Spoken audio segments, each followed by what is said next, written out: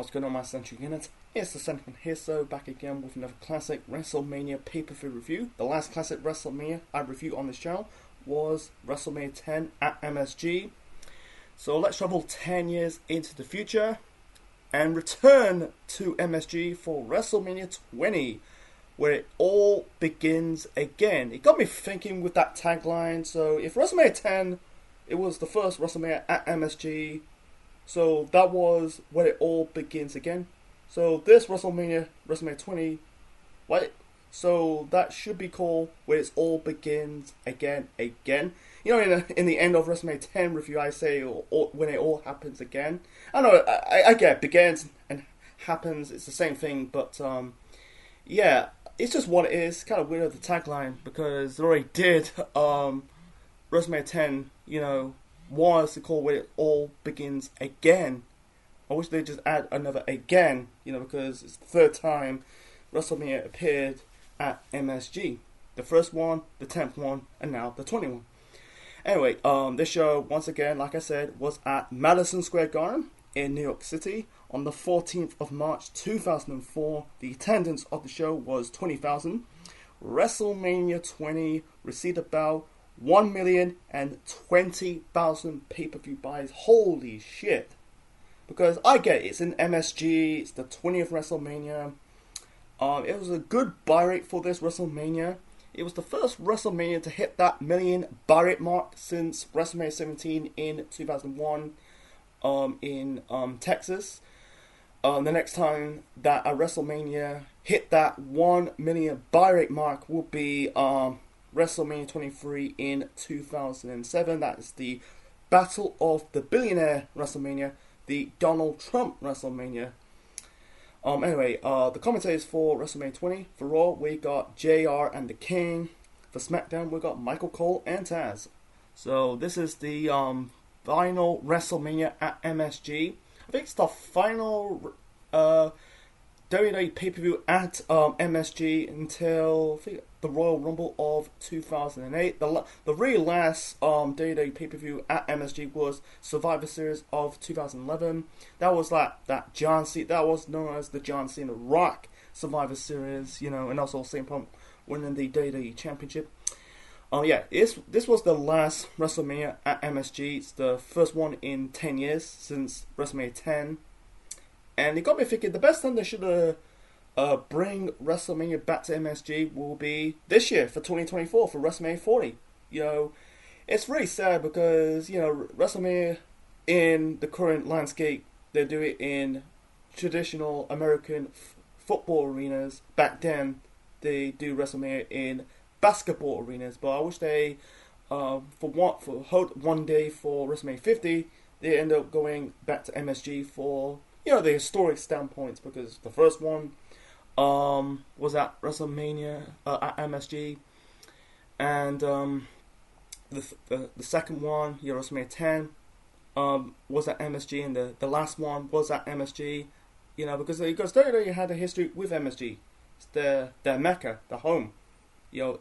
If I compare one arena to MSG, it's Wembley. It's Wembley for WWE, you know, without the arch, you know. I'm talking about the Wembley of right now, instead of the Twin Towers, you know. I know you got Wembley Arena, but anyway, let's talk about the matches, you know. Otherwise, I'm rambling. So anyway, 12 matches on the card. No dark matches or a match on Heat before the show. It's just straight on to the opening match. So this is the first time that the United States title was on the line for a WrestleMania. So the next, the first match to kick off WrestleMania 20. This is for the United States Championship. The Big Show defending the belt against John Cena. This is John Cena's first WrestleMania match. He appeared at WrestleMania 19.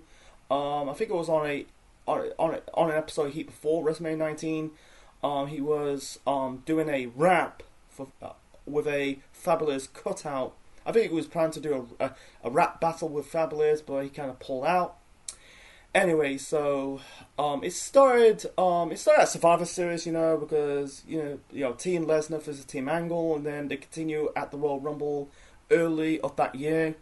Big Show, I think he chokeslammed Cena out of the ring, and as a result, Cena injured his knee, and then they fought in a triple threat match at No Way Out in February, who faced the WWE champion, and now they face each other one-on-one for the United States title. Big Show won the United States title at No Mercy in October of the previous year. Because the United States title was brought back for a mid-card belt on SmackDown the previous year. It was at Vengeance, it was won by Eddie Guerrero. Then it was the Big Show. I think the build-up to this, you had Big Show just like John Cena doing his rap. Cena kind of like disking the Big Show because of his weight. I think he says he's choking on his neck fat. Anyway, so Cena at this point, he's so red over with his rapping gimmick. He's basically he brings up referencing Patrick Ewing and Gary Coleman, the small black guy.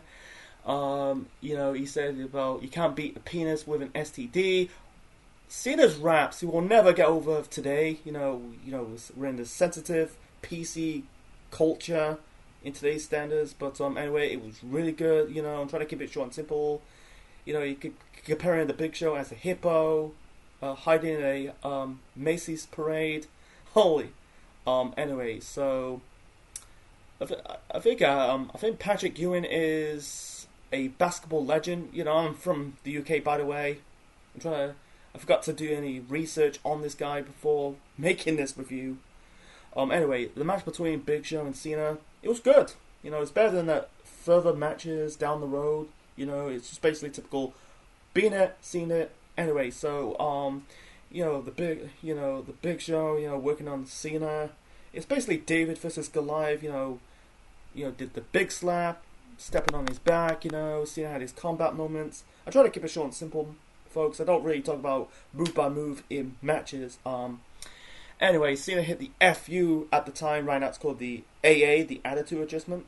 Anyway, so Cena hit the FU onto the Big Show, but the Big Show kicked out. In the end, John Cena like wrapping the his chain. He's trying to hit Big Show with the chain, but the referee, I think that was Jimmy Corderas, who's the referee for this match between Big Show and Cena, stopping Cena to use the chain, but instead he used one of these Word Life knuckle duster. Look, it's a US flag Word Life knuckle duster, or brass knuckles, whatever you call them. So I'll call them brass knuckles anyway. So Cena hits one of his custom-made brass knuckles onto the Big Show, hit another FU, pins the Big Show, and become the United States champion for the first time. This was Cena's first major championship in the company because he debuted in June of 2002. He was this ruthless aggression guy. He was basically, it's a spin off his prototype gimmick when he was in the Indies and OVW.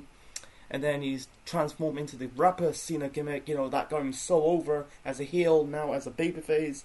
It was a coronation for John Cena, Yeah, I think it was a really good match, I really enjoy. I thought this was going to be an okay match, I'm not saying this is a 4-star classic, don't get me wrong. This was a fun match, Big Show working on Cena got his comeback, I think they struck it when the iron was hot. And they did it, I think Big Show holding the belt, he won the belt in October, so it's October, November, December, January, February, and March. So you hold the belt about 5-6 months, and you drop it to the youngin John Cena, because Cena was 27 or soon to be 27 at the time. Big Show was about 7 years older than then.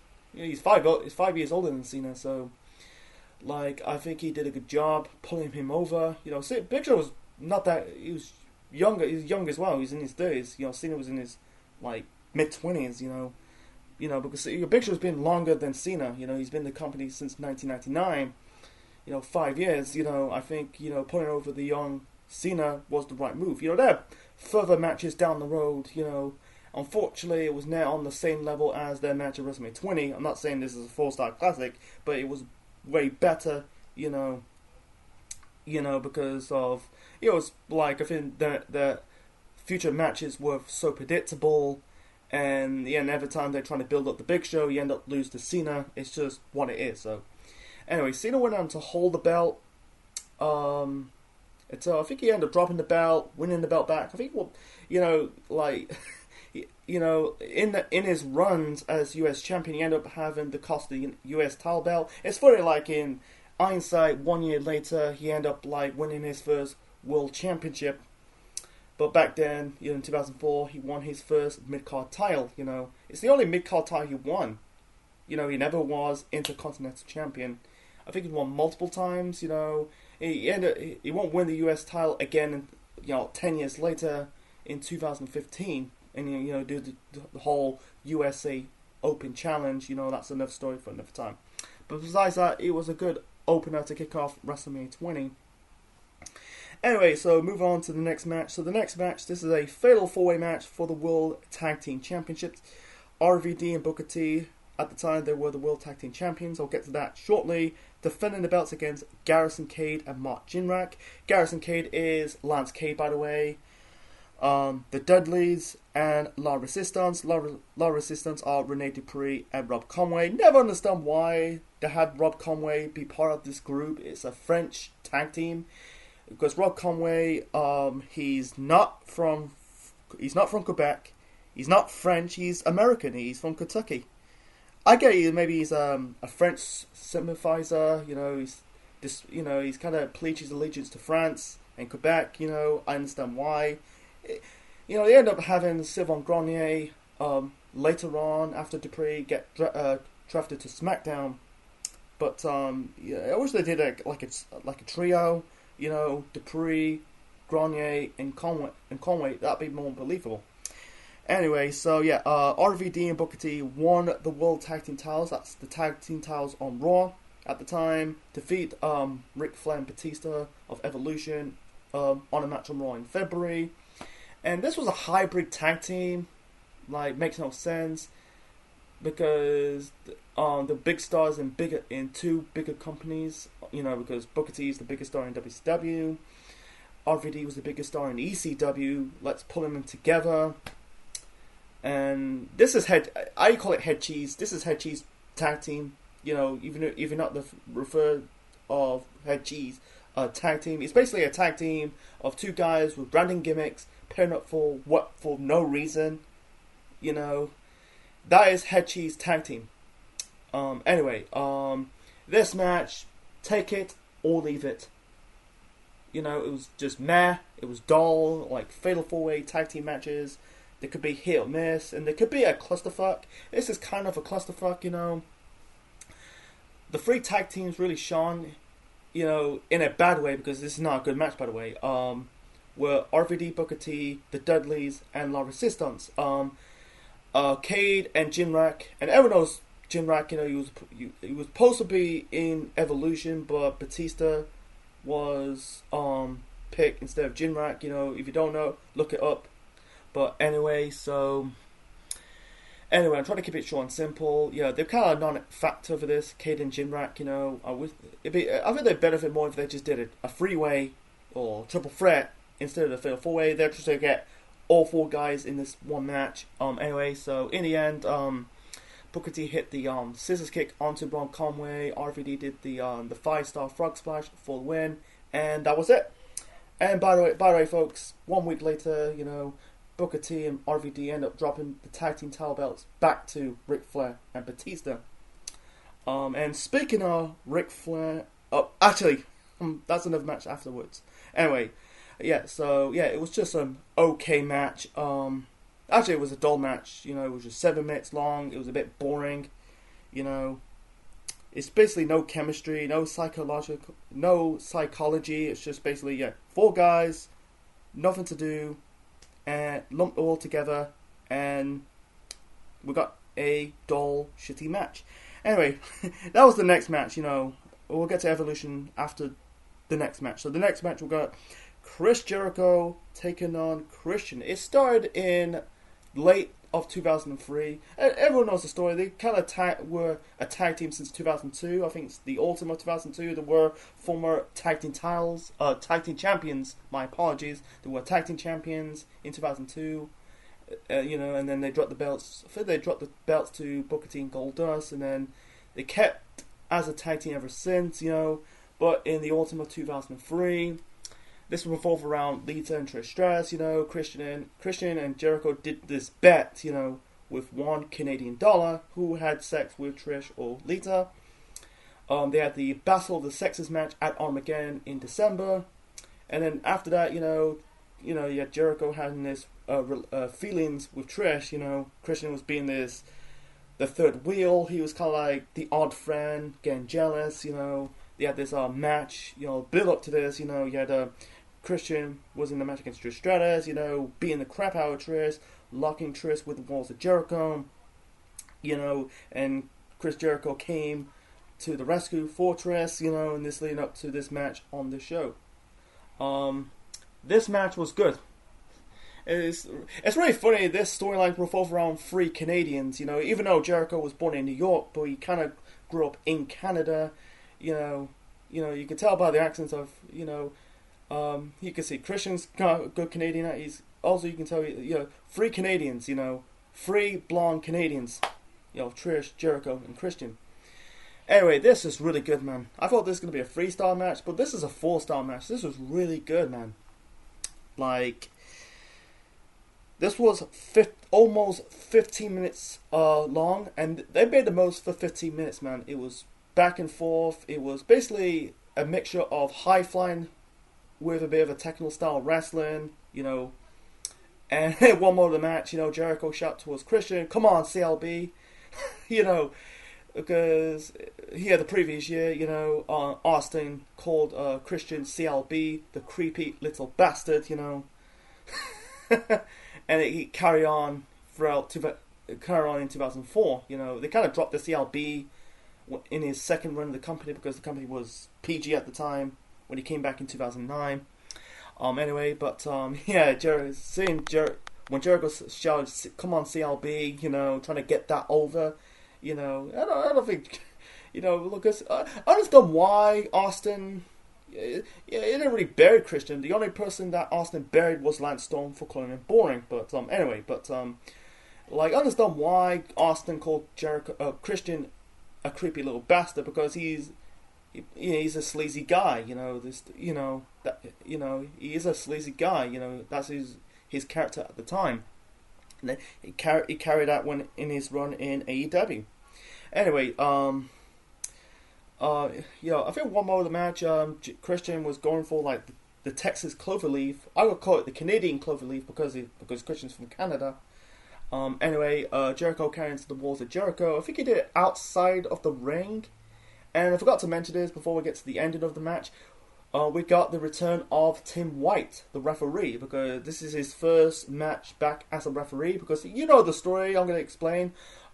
His last match as a referee was in that infamous Hell in the Cell match between Triple H and Chris Jericho at Judgment Day 2002. In that match, Tim White got hurt. You never see him ever since. And this is his first match back, and this is actually his last match as a referee. I think in this match he got hurt again. He never referee ever since. And then after that he did it, and they'll do this segment of him trying to kill himself. That is so tasteless. I don't want to get into that. But anyway, let's get to the ending. So in the end, you had Trish came to the rescue, came down to the ring, and you had Christian pulling Trish by the hair. And then you got Trish accidentally slapped Jericho. Christian rolled up Jericho for the win. And then afterwards we got the swerve. You had Trish, hitting Jericho with the slaps. Christian hit Jericho with the Unprettier. Right now it's called the Kill Switch. I think it'll go back. I think it's now back as the Unprettier because of Luchasaurus' real new ring name is Kill Switch. But anyway, so Christian hit his finisher onto Jericho, and that was it. So Christian and Trish Stratus are now in cahoots. They're now together now because, this revolves around 3 blonde Canadians: Chris, Trish, and Christian. And this is a continuation of the rivalry going into the spring and the summer of 2004. They had the handicap match at Backlash, and I think they had one match. This is revolved around the Intercontinental title when Jericho was the IC champion and this will revolve around a ladder match. And in that time period, this will be the introduce of Tyson Tonko, the problem solver. So, but besides this match was really good. It was engaging. Yeah, they could swerve. And it was fun to watch. And the next match, we got Evolution.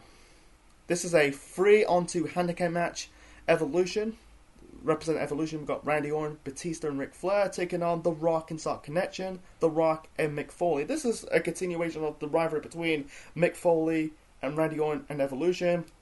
This is revolve around Randy Orton punting Mick Foley in the head down the stairs, and then continue on. Evolution being down Mick Foley for months now. And I think the build up to this, you had Randy Orton talking about the build up to this between his feud with Mick Foley, the beat down The Rock, you had Mick Foley calling his best friend The Rock to help him, Mick Foley, appeared at the Royal Rumble, to beat down Randy Orton, like choking with the cable, so, and leading up to this match at WrestleMania.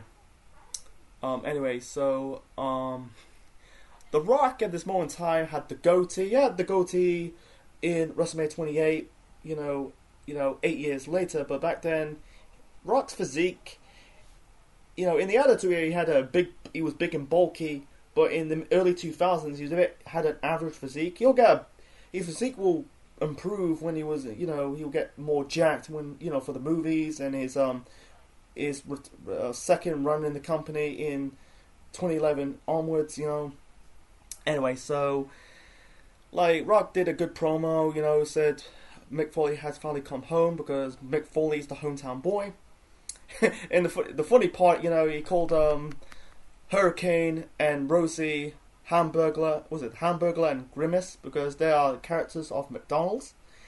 Anyway, so, this match between Evolution versus the Rock and Sock Connection. I don't think the announcers, King and JR, referring Foley and The Rock as the Rock and Sock Connection. For this video, I'm going to refer them as the Rock and Sock Connection. It's the first time they were as a tag team for 5 years. They were a tag team. They were tag team champions together, and then all of a sudden they broke up. The Rock ended up going back to the main event scene in the company.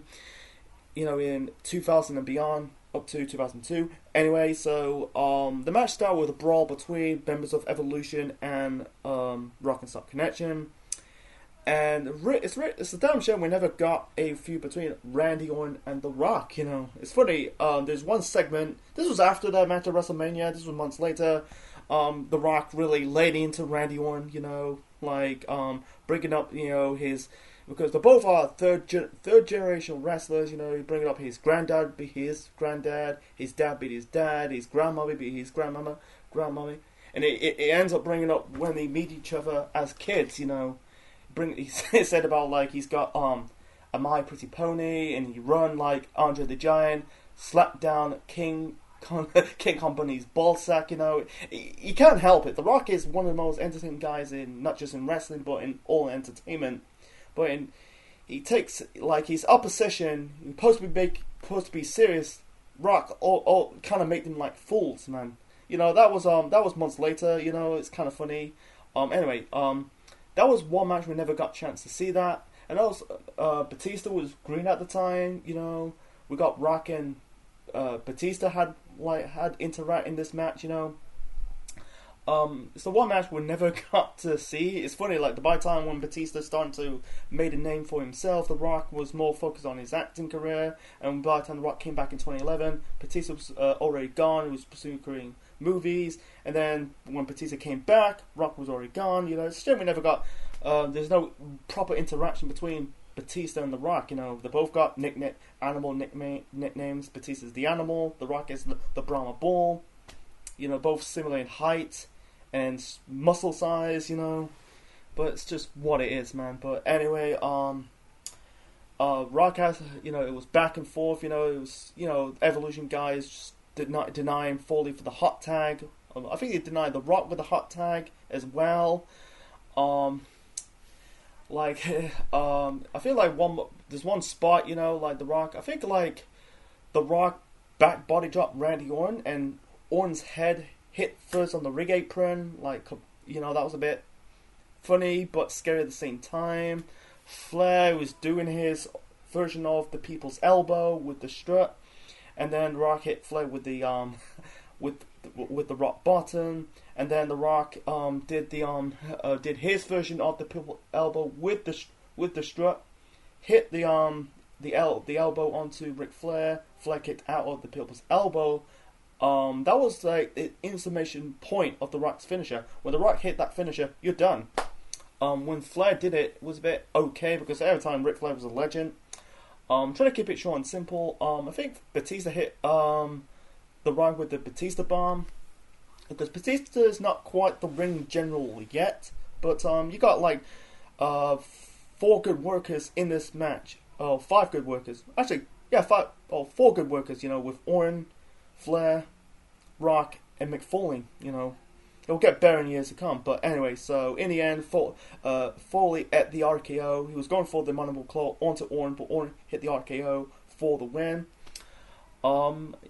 I think it was the right decision because really this match is really building up the 2 rising stars of Batista and Randy Orton.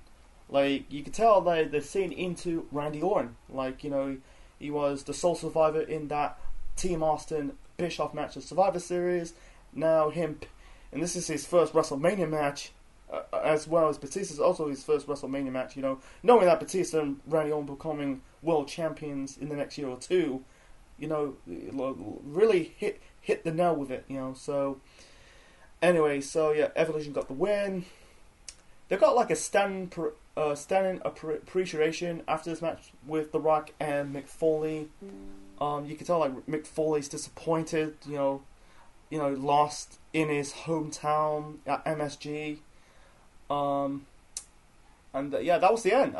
Yeah, this was truly the end of The Rock's time. This was The Rock's swan song in wrestling. You know, he won't wrestle again for another 7 years until Survivor Series of 2011. You know, teaming up with John Cena against The Miz and R-Truth. And this was his last WrestleMania appearance for 7 years until becoming the host of WrestleMania 27. And then he had this WrestleMania trilogy matches with John Cena of 28-29. I think Rock's final match at MSG was the right move because he debuted with the company at Survivor Series at MSG. You know, he won the Rumble in the year 2000 at MSG, and now he had his last match in his first run in the company at MSG because, you know, The Rock has history with MSG, and it's a way to buy out. You know, yeah, it was a shame. Like, it's a shame they didn't win, but you don't have to win because at the time, Mick Foley and Rock, the established stars, you know, you need to build up the young stars of Randy Orton and Ric Flair. So anyway, The Rock had a few more appearances that summer, and then he's gone. He was gone. You won't see The Rock again for a few years. Mick Foley and Randy Orton will still continue their rivalry. They'll have the blow off in that no DQ match at Backlash that really like earned Randy Orton some stripes. It got me thinking, I know I reviewed Backlash 2004 years ago on this channel. It got me thinking, I'm going to do a revisit review on that show in the foreseeable future because we're getting close to the 20th anniversary of that show. So, yeah, this match between The Rock and Sock Connection versus Evolution, that 3-on-2 handicap match, it was 17 minutes, but it was a fun match to watch. Anyway, so moving on to the next match, and why it's a WrestleMania match. Anyway, so the next match, this is a Playboy even gal match. This is a women's tag team Playboy even gal match. Wow. Tori Wilson and Sable on SmackDown taking on Miss Jackie and Stacy Keibler on Raw. Miss Jackie is Jackie Guyder, the future wife of Charlie Haas. They ended up getting married and divorced, you know, because at the time I think they were in a relationship together.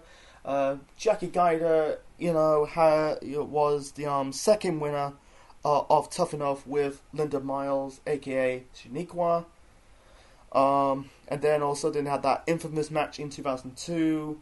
I think it was a tag team match, you know.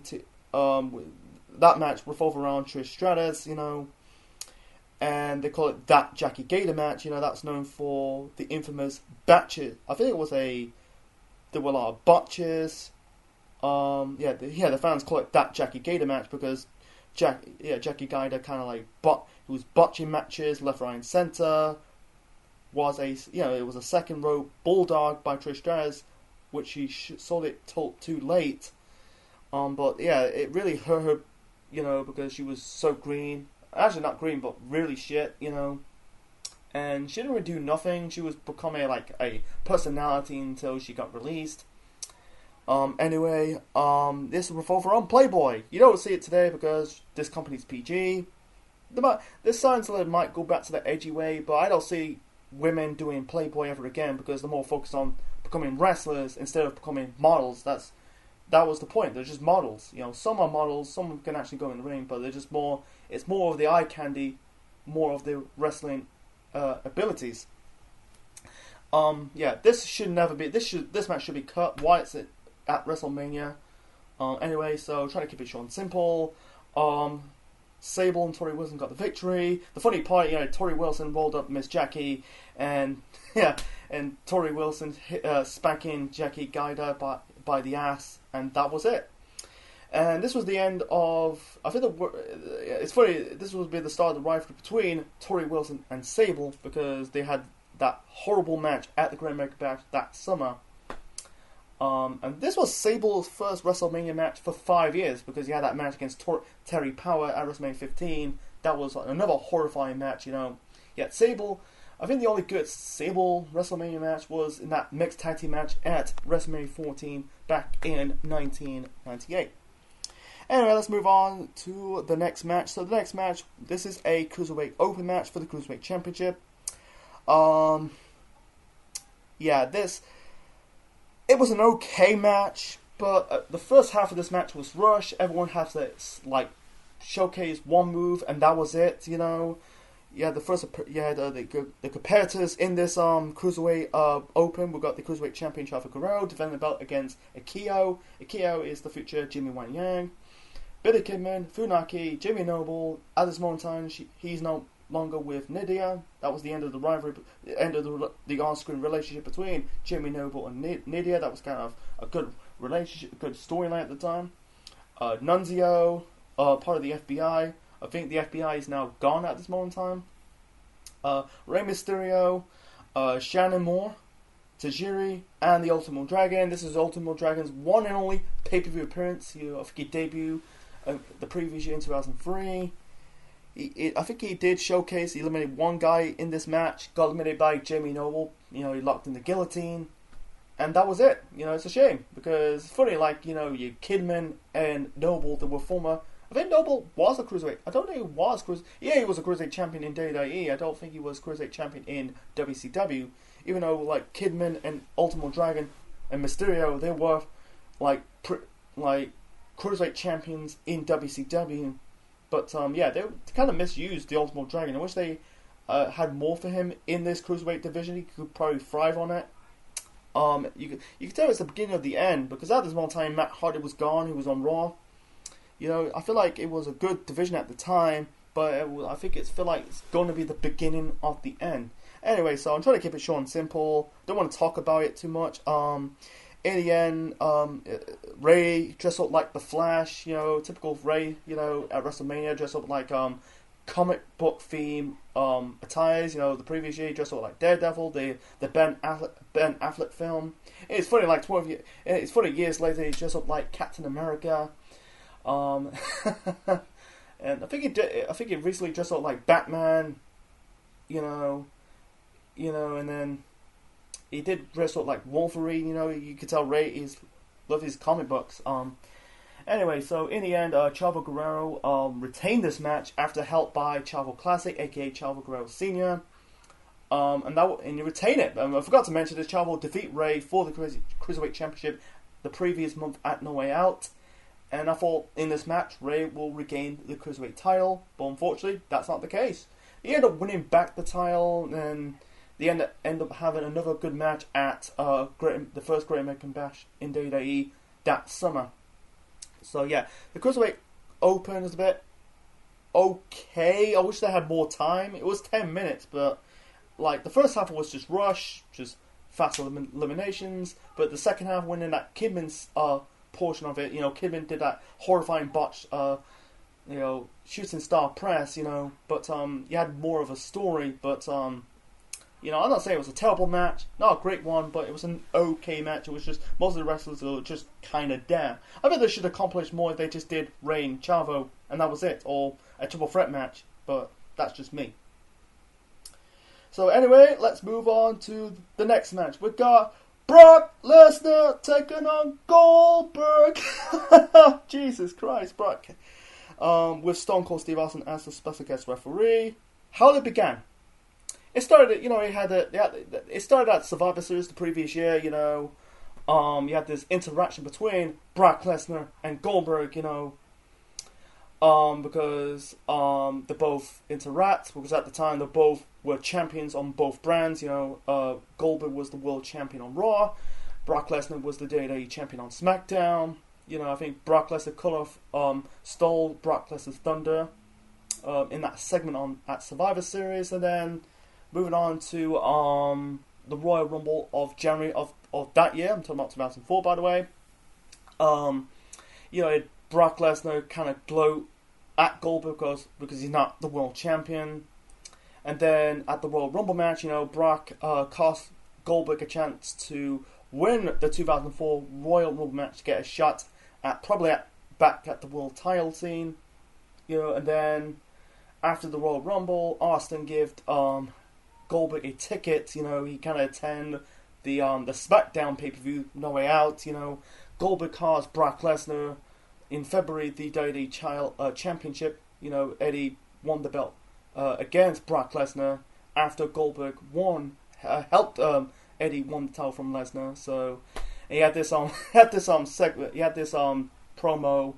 He said like Eddie Guerrero stole his title. Oh my God, Brock, you can tell like Brock ended up like improved very well on the mic right now. He's not with the company right now, but in his final years in his second run of the company, but in his final years of his first run, he was not really good as a talker. He's very exposed. The build up to this is not between Lesnar and Goldberg. This is more between Lesnar and Austin. You had this beat down. You had Lesnar beat down Austin. I think he chased him with his Doom buggy. He had Lesnar driving the Doom buggy. It's a shame we never got that, And here's the kicker about this match. The fans really shit on this before this match started, because everyone knows the story. Goldberg is not he's gonna leave after WrestleMania. He's letting his contract expire. Brock Lesnar handed his notice in. He gets sick of the notice. He gets sick of the politics. I think there's one rumors that legend that he doesn't want to do a job to Bob Holly in a match in South Africa. He handed his notice. He's walking away from a contract extension, and he's trying to pursue his career in the NFL. He ended up getting signed with the Minnesota Vikings. He ended up getting cut. I'll get to more of the aftermath later on. So this match sucked, and because the build up to this is more between Lesnar and Austin, because at this moment in time, Austin's not wrestle.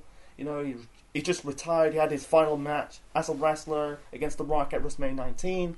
There were plans to have a match between Lesnar and Austin. The King of the Ring qualifier on Raw. Austin did his famous walkout, so it's just what it is. Because there was dream matches over the years. You could have Lesnar Goldberg because at the time Austin was the star of the WWF. Goldberg was the biggest star in WCW. They both got bald heads. They got goatees. They wear black boots and black trunks. Same as Lesnar. Even though Lesnar's got hair, he's blonde, but they both wear black boots and black trunks. But anyway, this match sucked. They were chanting. The fans were really shitting on this match because everyone knows they're leaving the company after WrestleMania. They were chanting, "You sold out." They were chanting "Na Na Na." They're singing "Hey Hey Goodbye" song. They're chanting at Austin. They're chanting "This match sucks." This was boring. It was absolutely boring. I think Lesnar in this match had a goatee. He was growing a bit of a goatee. It's funny, like in later years, in his run in the UFC, he ended up growing a beard. And right now, when he came back as Cowboy Brock, he growing a beard and a ponytail. Anyway, so this match sucked, man. It's shame with Lesnar, left, because Lesnar was young. He was, 26, 27 years of age. Still young in his career. When he came back, he was in his mid-30s.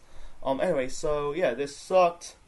Trying to keep it short and simple. I was completely falling asleep, man. I think one more of the match, Goldberg hit the spear on Lesnar. Lesnar kicked out. Goldberg got in the face of Austin. And then Lesnar hit the F5 onto Goldberg. Goldberg kicks out, and then Lesnar got in the face of Austin. In the end, I'm trying to keep it short and simple, folks. Otherwise, this is boring, I advise not to watch this match, by the way. Anyway, I heard about this match. I thought I watched it I got a copy of Goldberg's matches in WCW and WWE. It's somewhere in my house, I got it like 10 years ago. Anyway, so in the end, Goldberg hit the spear for the second time, hit Lesnar with the jackhammer, and that was it. And that was their swan song. Afterwards, Lesnar giving the fans the middle finger, went after the fans chant once again, na na na na, na na na na, hey hey hey, goodbye. You give the fans the middle finger, you give the middle finger towards Austin. I think Lesnar said it in Stone Cold's podcast 10 years later that he did it towards Vince because he got fucked over because he doesn't want to drop the belt to Eddie. I understand why. Someone did like a fantasy booking. What if Lesnar did not laugh in 2004? I'm trying to find it. That's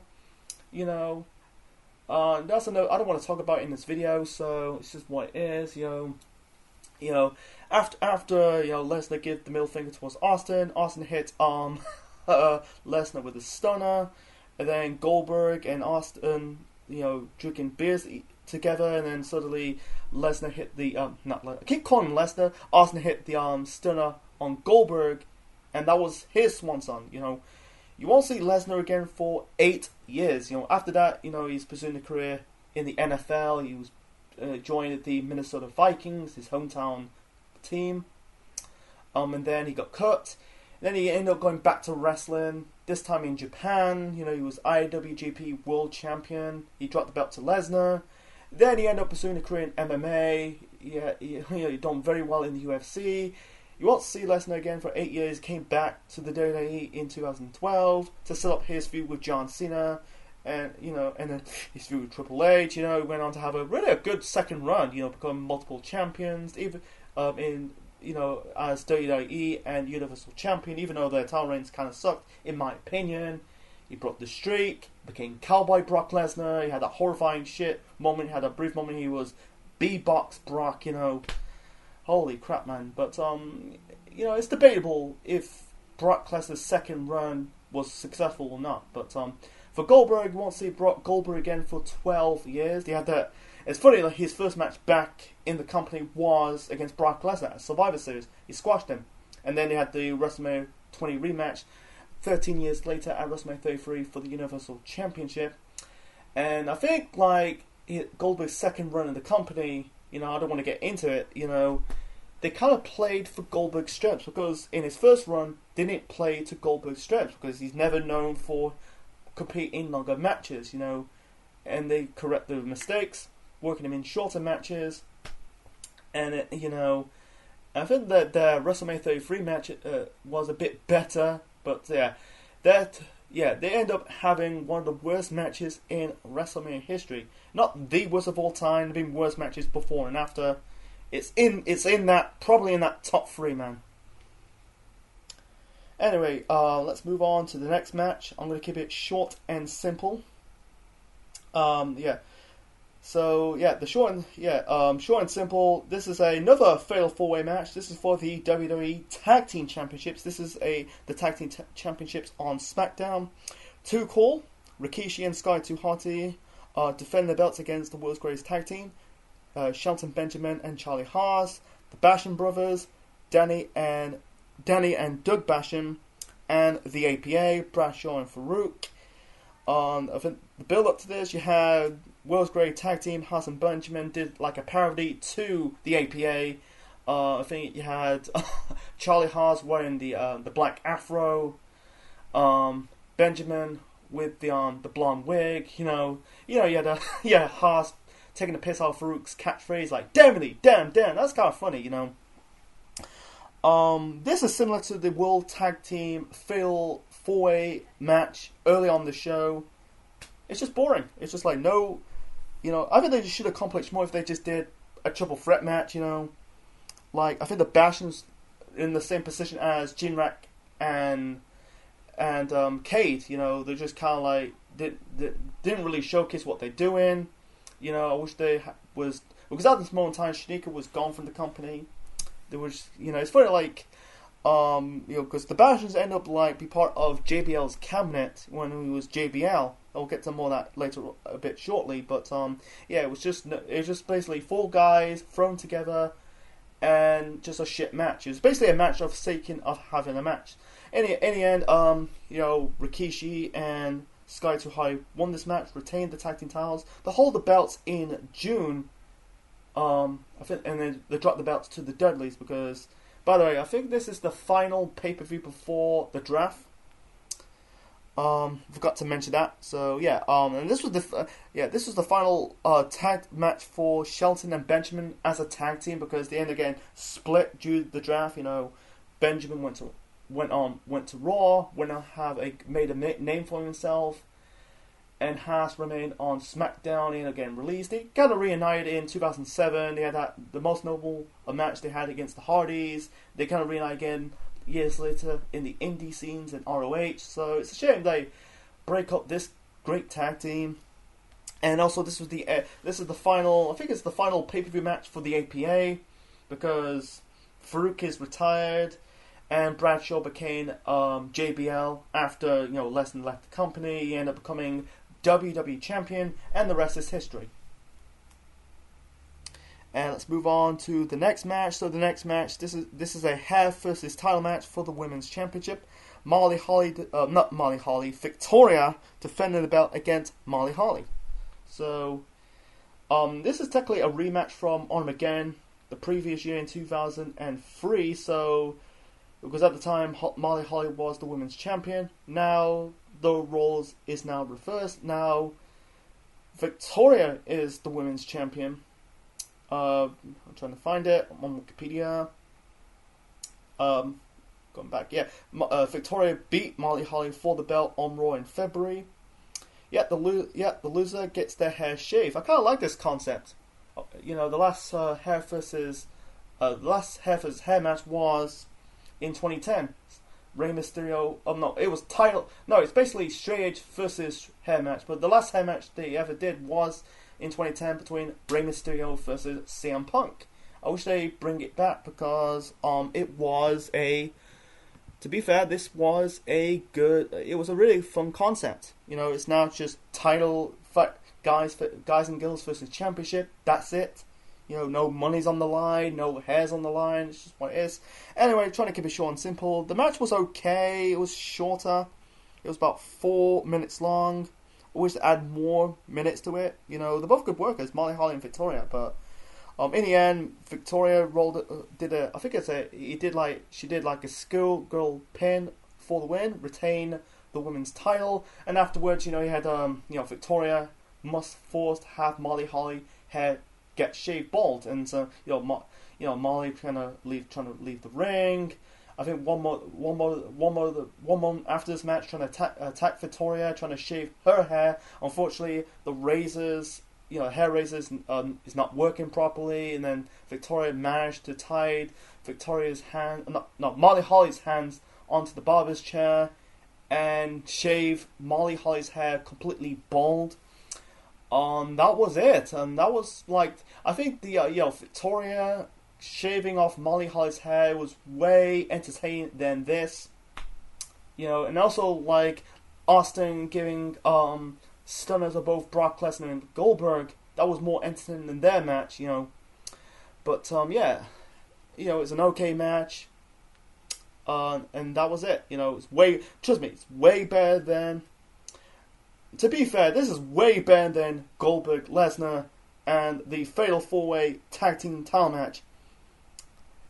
So let's move on to the next match. So the next match, this is for the WWE Championship. Eddie Guerrero in his first title defense as WWE Champion, defending the belt against Kurt Angle. So, you know the story. I'm gonna, Eddie defeat Lesnar for the championship after help by Goldberg to set up the Goldberg-Lesnar match at WrestleMania 20 to become the WWE Champion for the first and only time. Then afterwards, and also on that same night you had Angle won a triple threat match against John Cena and The Big Show to get a shot at the WWE Championship at WrestleMania. And afterwards, and after No Way Out, Angle turned heel. If it was a match on SmackDown when it was Eddie versus Chavo, Kurt was the special guest referee. Kurt turned on Eddie Guerrero, attacked him, blooded him up. The reason why they have to do that because for one, Lesnar's leaving the company, and two, I think it was a massive reset button. I think Kurt is way better as a heel because he plays that character pretty damn well. And the reason why he turned on Eddie because he's a recovering drug addict. Drug addicts don't deserve to be champion. That is the motive. I think the reason why turning Kurt heel was the right move because I think after his feud with Lesnar wrapped up in 2003, he's in this cooling off period as the babyface. I think turning him heel was the right move. And also Eddie was also in this power struggle with Paul Heyman because at the time Paul Heyman was the SmackDown GM. I think you had this match together between Eddie and Heyman. With Eddie's arms tied one behind his back, or his arms tied around his back. He's got his hand probably tied up handcuff. Colonel came out wearing a red jumper or sweater for your American viewers. Anyway, so and he ended up not bloody up Eddie, just beating him up with stiff punches. Really taking it personal because like I said, Eddie is just a recovery drug addict. The story. He got fired from in his first run in the company because of the drug and alcohol possession. Drug possession and DOI. Anyway, so I mean the build up to this. Maybe it's later on. Maybe it's months later. You had Eddie stole Kurt Angle's gold medals. He had Heyman demand Eddie Guerrero to apologize towards Kurt Angle. And Eddie says, "I'm sorry," and he said, "I lied." He was doing the whole lying, cheating, steal gimmick. Anyway, lying, cheating, steal. Yeah, I'm speaking too fast, by the way. So, anyway, this match was really good, man. It was technical style wrestling, mat style wrestling, all in one. Not a lot of high fly moves for Eddie. He doesn't really need it. He did one moment he was going to hit the move off the top rope outside the ring. Kurt Angle got away. Eddie hits his chest and stomach area.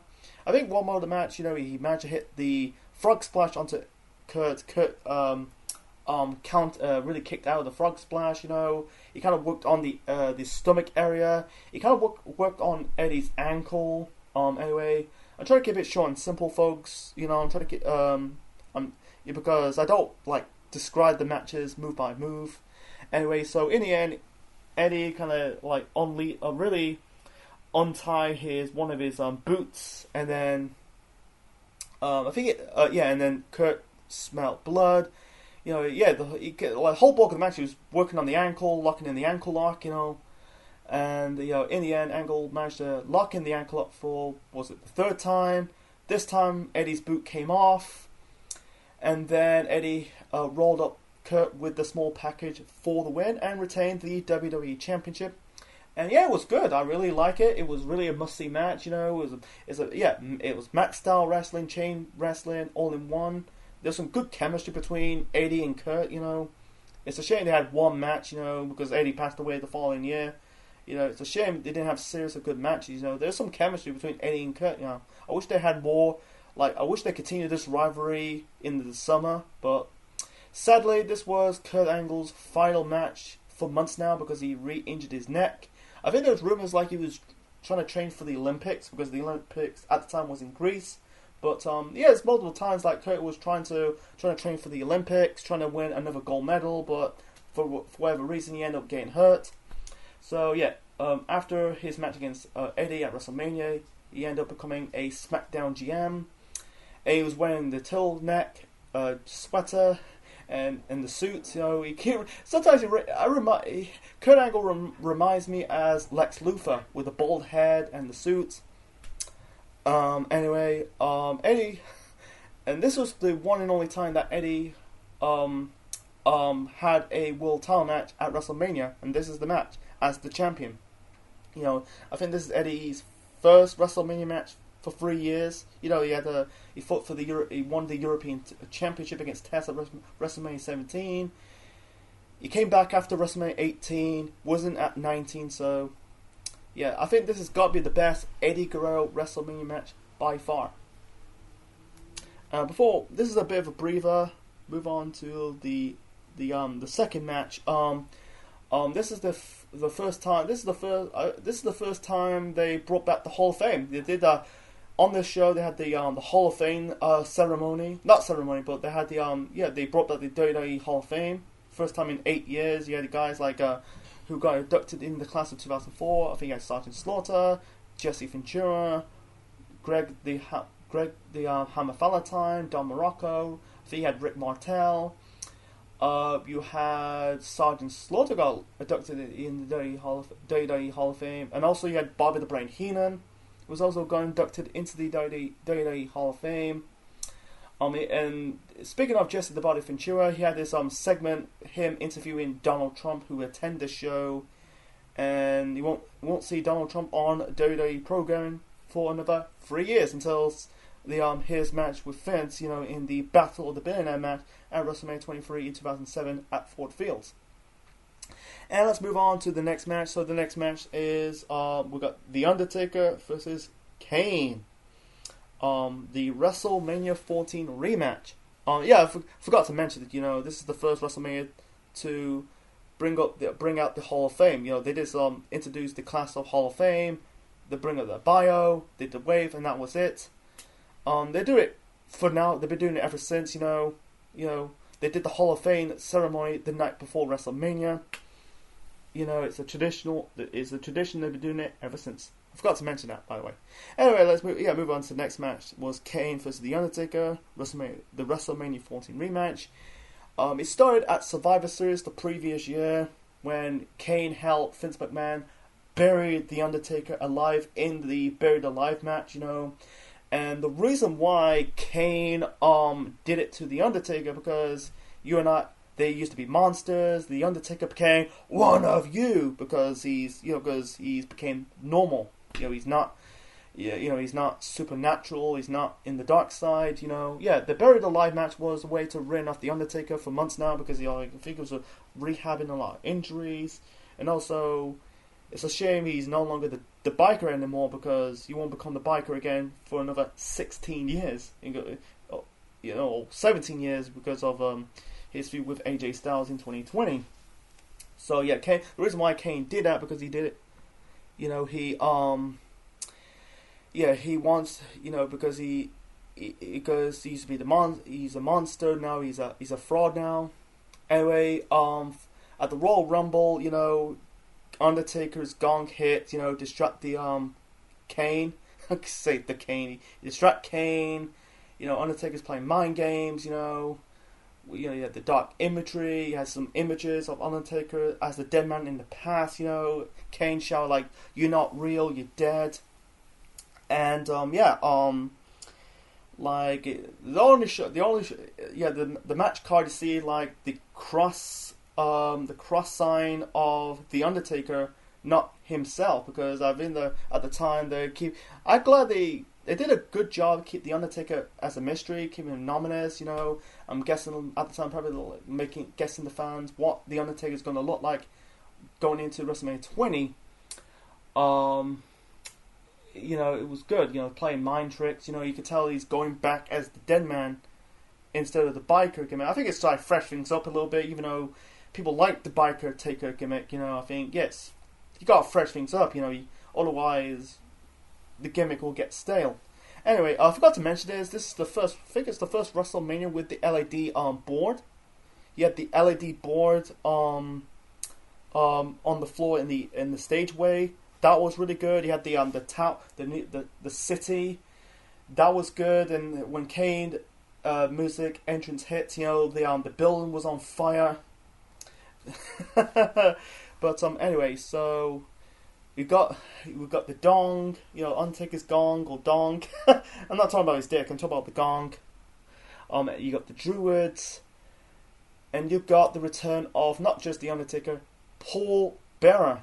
This is Paul Bearer's first appearance. What 4 years? Because he left the company in 2002. He ended up going to TNA. He was worked behind the scenes, by the way. He came back. I think the company signed. He kind of paid Bearer for his operation. I think it was wrong with his weight at the time. And he done more research on it because Bearer had a website, email website. He said to his fans, he's not going to appear at WrestleMania 20. He kind of washing the whole hands of it, making a shock return, but he got backlash after that because by the fans. He said he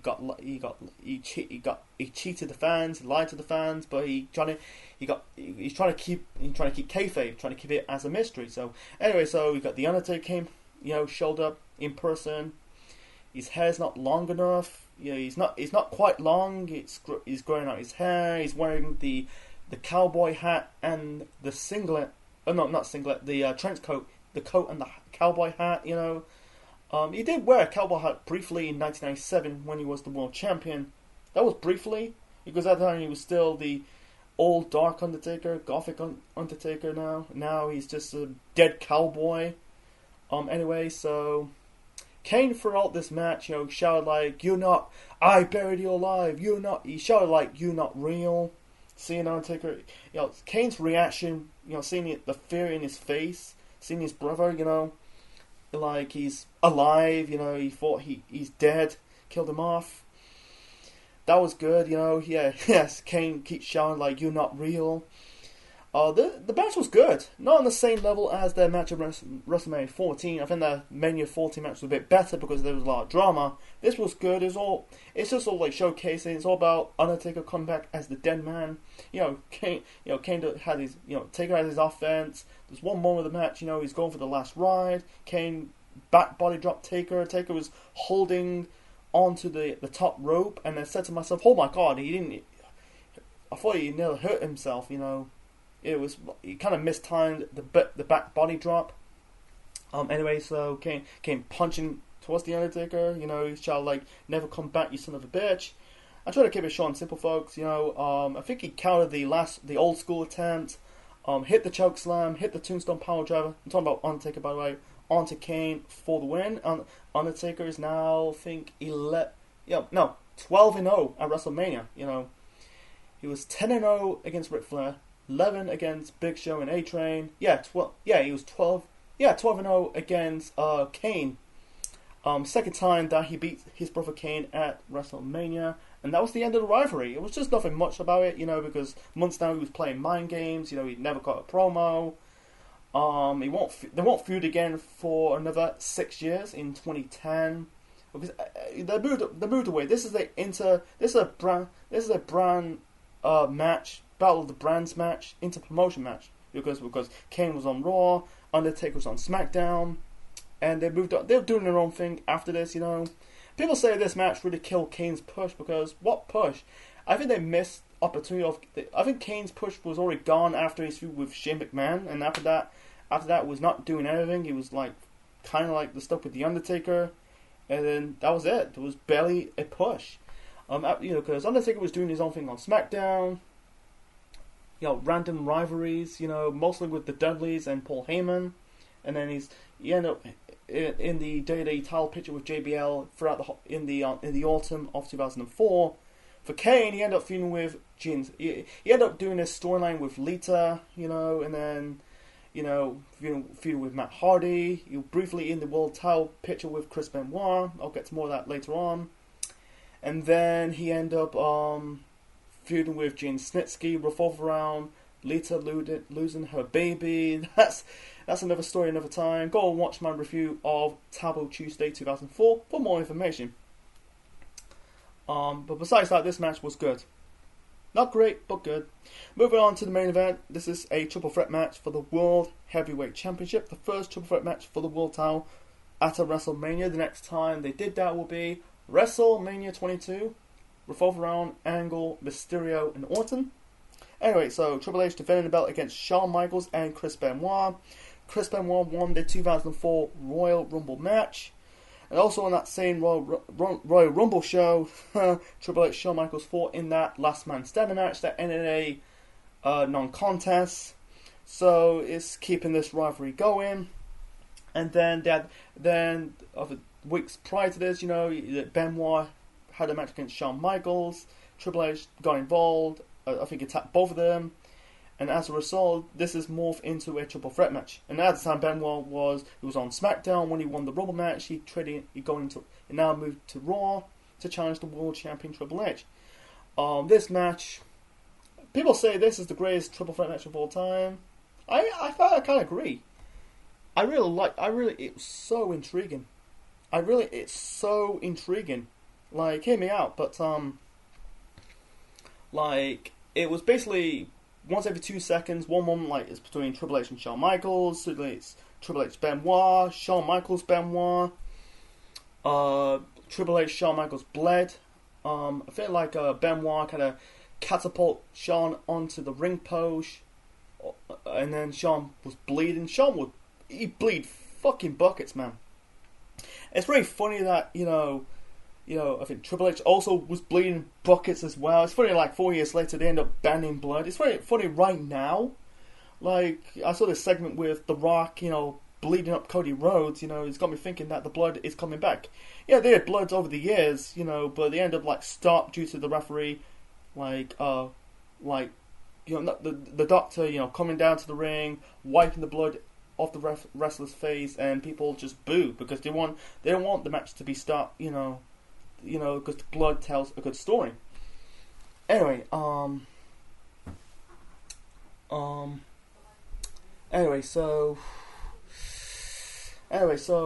this was really good. I feel like it's really good. It's continued the rivalry between Shawn Michaels and Triple H, and also really, I think this is a renewed rivalry between Benoit and Triple H because they did feud in the past. The most notable was a tag team match in 2001. Triple H and Austin, the two-man power trip, taking on Chris Benoit and Chris Jericho for the tag team titles. That was, I think that was cut on the network. That was the night when Triple H won his quad, the first quad, in 2001. He ended up tearing it again in 2007. This is the renewed rivalry between Triple H and Chris Benoit. I think Triple H hit the pedigree. I think it was on Benoit or Shawn. I think Shawn did hit the switch in music. I think it was on Shawn Michaels or Triple H or Chris Benoit. One of them.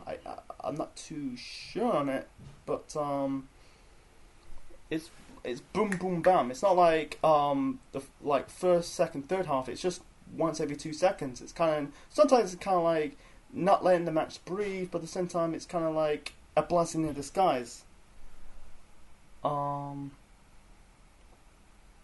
So anyway, the ending was good. I like one part of the match. Benoit, Triple H and Shawn Michaels helped. They kind of put Benoit through the announce table. Got holy shit. Anyway, Triple H is starting to grow his beard again. You can tell he's not shaving because throughout this time period, 2002, 2003, he's clean shaved. Now he's letting his beard grow. He's not quite there yet. It's getting a bit of a goatee look. It'll grow again later out throughout 2004. Anyway, so in the end, Benoit, I think Triple H was going for the second pedigree attempt. I think he managed to hit one, but that was a near fall. I can't remember. He's trying to go for it again. Benoit carrying into the cripple crossface, lodged on Triple H. It got a good pop. Triple H trying to battle to reach the ropes, trying to battle to get out of the hole, but instead he managed to tap out. He tapped out. Benoit won this match and won his second world title because he won the first one in WCW in the year 2000. That was his final match in the company before going to the WWF at the time. And now he's won the world title, this time not just in one company but two company at the time. But yeah, that was good. In the end, he had Eddie Guerrero, Benoit, good emotional moment. Both broke down in tears. Both are now champions in both brands. Eddie's the WWE champion on SmackDown. Benoit now the champion on Raw. Both hugging each other because they're best friends. They worked together in EC. They were in ECW. They were in WCW. They were part of the Radicals when they first in the company in the year 2000. Seeing them was a good moment. Yeah, knowing the hindsight because both guys are no longer with us. I don't want to talk about the whole double murder suicide thing. That's another story for another time. But it was a good moment at the time. Them end WrestleMania 20. It's a strong moment. Both were held down because of their size and height. I think Eddie's about 5'8", 5'10", 5'8", 5'9", 5'10". Benoit's about, I think it's about 5'11", up to 6 foot. Because this is it's a big man era back then. Now it's funny, right now everyone's like under 6 foot or above 6 foot, and now world champions are big guys, but they kind of broke the barriers. Anyway, so the following month at Backlash, Benoit, they had the WrestleMania 20 Triple Threat rematch at Backlash. Benoit will win. Then Triple H, Shawn Michaels continued to blow off their rivalry, their 2-year rivalry. They had the Hell in the Cell match at Backlash. Benoit briefly feud with Kane. Then Triple H feud with Benoit at Vengeance for the world title. That was leading up to this was revolved around Eugene. And then, Benoit went on to drop the belt against Randy Orton at SummerSlam. I might review that show down the road. So, yeah.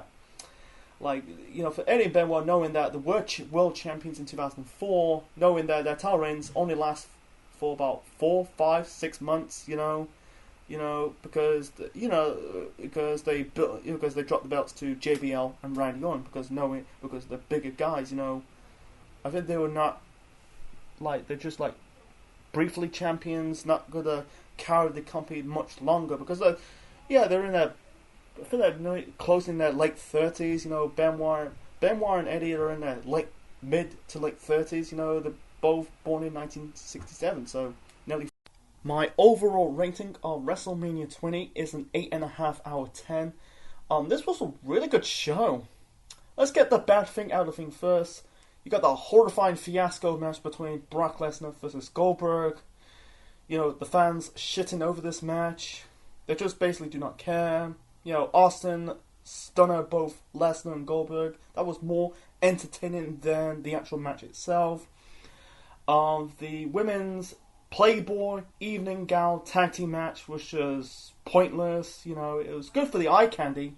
Seeing naked women wearing bras and panties. But it didn't really serve a purpose. That should be scrapped from the card.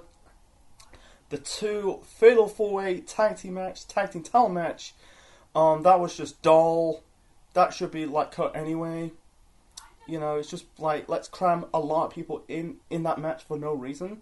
It's basically a match of seeking having a match. I forgot to mention this. There was segments of Coach finding the Undertaker. That was very pointless. It was funny seeing Mean Gene Okerlund and Bobby the Brain Heenan, but yeah, it didn't really serve a purpose. And this show was about 4.5 hours long. It took me 2 days to watch this show. If they really tightened this show up, some people give it 9s. I give it 8.5. I'm being fair. If they tighten up this card up, I'll probably give it a 9. It'll be on the same par as WrestleMania 17 and WrestleMania 19. But you had the women's title match was okay. It's good to see Molly Holly getting her head shaved bald. But the match was okay. The Cruiserweight Open for the Cruiserweight title, okay, but it was rushed. If they had more time, it might be a really good match. I'm not saying it was terrible, it was just okay, it was just kind of there. Getting the Cruiserweights to shine, the belly shine in that match. But the good is the good. It starts out really well with the opener, Big Show versus John Cena. Ends well with the really awesome triple threat match between Triple H, Shawn Michaels, and Benoit, and seeing like Benoit and Eddie hug it out to end the show. You had some really good to great matches, like the opener, the main event, Jericho versus Christian. You had a good swerve with Tristan heel. I like the 3-on-2 handicap match, Evolution versus Rock and Sock Connection. I like Kurt Angle versus Eddie Guerrero for the WWE Championship. And I like Ken and The Undertaker, despite it's not a 4-star classic, it was a decent good match. It was showcased The Undertaker's return as the Dead Man once again, getting away from becoming the biker. Want to see him as the biker for another 17 years. Yeah. I feel like this WrestleMania is basically out of the old and in with the new. New stars are rising. The old guards are soon to be leaving the company. You won't see these guys ever again. And, one person, JBL by the way, becoming, Bradshaw becoming JBL. Like, one person doing a new character. Yeah, I think, this WrestleMania, this has got to be in the top 10. If they trim down the hour time. If it was a 3.5 hour show, trim down the card a bit. It was like 12 matches, by the way. I could say this is going to be in the top 3. But besides that, it's a really fun WrestleMania to watch. So, what is your thoughts on WrestleMania 20? Do you like the show? Do you hate the show? Are you not bothered about the show? Leave your thoughts on the comment section below. Smash the like button, click the like, click the bell, subscribe to the Central Man Network on YouTube. Be part of the Central Unit for more wrestling videos and more. Next time, let's review another classic WrestleMania. This time in the Attitude Era. It's the only one I never review. I review 14, 16, 17, and 18. 18, you can say it's still part of Attitude Era. But this one, you could say a blow off to the Brawl for All. 2 matches with a booking switcheroo, a forgotten Hell in the Cell match, and also the first of 3 of the Rock Austin WrestleMania trilogy matches. You know what I'm talking about. The next classic WrestleMania I'm going to review is WrestleMania 15, the Raging Climax. Until then, this is the Central Man officially signing out. Check you later, folks.